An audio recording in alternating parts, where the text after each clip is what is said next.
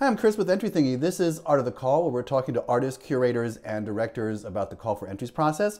In this video, it's Nan Curtis, an artist in Portland, Oregon.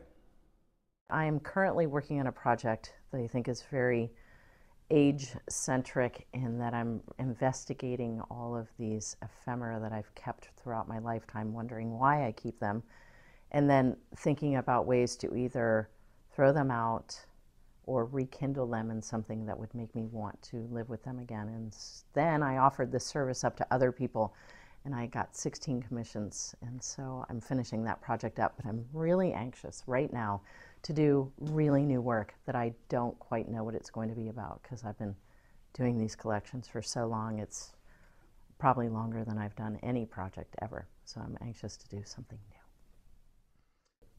I'll start regionally. There's a bunch of institutions that I appreciate all in the Pacific Northwest, all the way up into Vancouver, and that's one of the luxuries of being in the Pacific Northwest is you can be an international artist simply crossing that border and you're still Pacific Northwest. They'll do calls that are actually regional, that are from Vancouver, BC, down to San Francisco, over to Idaho, kind of that area of the woods. I have a couple of places in mind that I've always thought about. They don't tend to be your typical gallery situation. College campus galleries are really great too. They usually have some kind of funding base and also allow you to do a lot of things. Then you also get to interact with students, do lectures, you know, a lot more community involvement than going to a, I don't know, small art center or something along those lines. Call for entry is a really great one to look into. Regional Arts Culture Council is our local organization, but they advertise nationally. There's a curator in town too that always sends out tons of information, and she must be on some kind of list because she affords us access to a lot of different things. And working with local curators who are always exposing us to more different ways. Lots of people coming through Portland to look at what kind of work is getting made here right now, a lot of curator visits and stuff like that. So you just have to keep your eyes open. Well, they're usually thematic. So a lot of times I'll propose a piece too. I will do a site-specific piece for that. Tacoma Art Museum a couple of years ago had a show called something like How to Make a House a Home. They had just built their amazing museum. They were doing a regional call. The curator was Ilya Kabakov, who's one of the godfather of installation art. And I was like, I mean, it's about home and house, and then this man who I've revered my entire life. So I did a pretty large site-specific project that I collaborated with my husband on, and we got into that show, actually. So,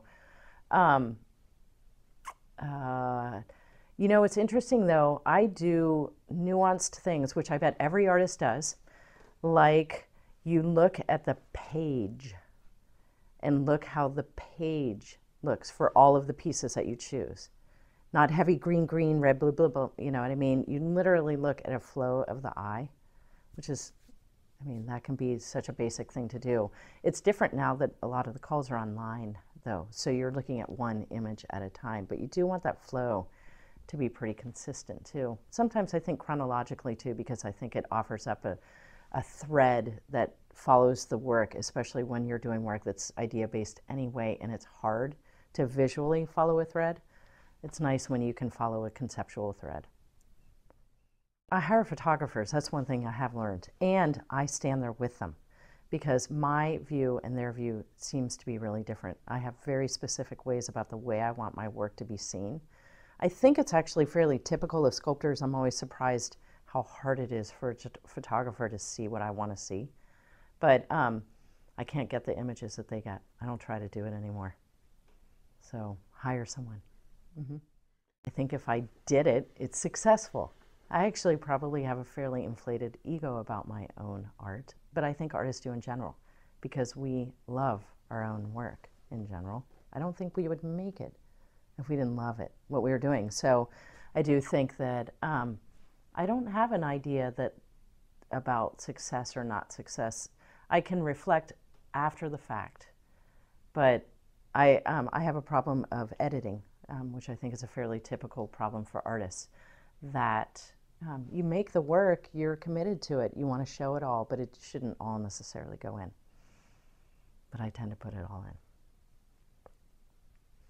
So I don't know about success. It doesn't have to be about whether or not it gets picked up or even feedback. Sometimes the best success is when it leads to something else, where it doesn't close a door, but rather opens another one, offers up new work. I like pieces that conceptually that seem relevant 10 years later still. I'll even re-show those pieces in an effort to kind of create a conversation that refers back to a length of making. But I don't get caught up in a notion of success. Yeah, I totally would go. Be there for the opening. Want to hear what people have to say. If you could be a fly on the wall, especially in another city, that's awesome. And listen to what people have to say about the work. I've had a couple shows up in Seattle, down in LA. It was amazing to be somewhat anonymous since you can't be kind of in your own hometown. But I would always want to go to an opening and represent the work, even though I don't love openings. But I do appreciate the fact that people come out to see the work. I just hang out and go. My last show, the collection show, I actually was in the gallery and I held hours. So that was sort of interesting. First of all, the one-on-one connection to people, the conversation blew my mind. It was really one of the most profound art experiences I had had, with people talking to me directly about my work and the way that it inspired them to think about things that they do, especially the collections, because lots of people have them. And so that was really, the conversation was very rich in that particular project. Tubes. I mean, I think there's always going to be a market for art. It's like hardly anything holds value more than art. It's just the market in general sucks right now. It's not a world that I care all that much about, which probably has worked against me as an artist because I have never sort of made art to sell. I recently did a workshop with Creative Capital, which is an organization that funds artists. It kind of makes up for the NEA, and it was a private funding across the board from large organizations, and what they started to do was pool people that were willing to give so that they could actually give bigger grants out to people. But they found out that their process for applying was so laborious that artists were driven away from it. And so now they offered up workshops on how to apply for their grants. And they cost money. So again, there was all these hurdles that they had to get over, but they offered up scholarships. And so I went for a 2-day workshop, and it was profound how much they taught me.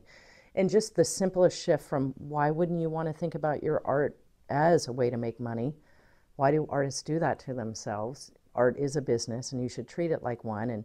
And really just firming up things that you have always sort of taken for granted about art, like making a budget, following a budget through, look at the project, give yourself goals and timelines, and 1-year goals, 5-year goals, 10-year goals. They made us do an exercise where we had to write our own obituary.